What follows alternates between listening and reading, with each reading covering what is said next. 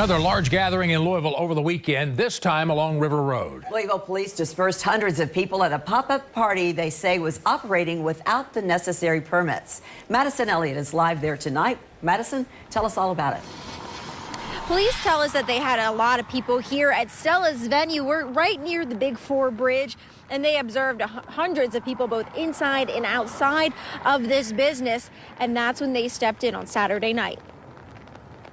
Video from LMPD shows a large gathering happening late Saturday night. People congregating in the parking lot of Stella's venue, an event space. Police say an event was happening here over the weekend when they got called to help around 11:30. Wasn't a licensed pop-up party, and there were several things that contributed to public safety hazards. Online, the event space says its maximum capacity is 125 people. Inside, LMPD says there were 600, another 200 outside waiting to get in. In addition to that, there were people that were in there that were under the age of 18, and also minors that were consuming alcohol, both outside on the premises and inside the building. Stella's itself doesn't have a liquor license. ABC says there was a vendor inside that did have a license for private events. This, of course, was an open to the public event that was a pop-up party, so it wasn't properly licensed for what they were doing. So there will be sanctions placed on the person that was serving alcohol. As for who the vendor was and what sanctions may happen is not yet released.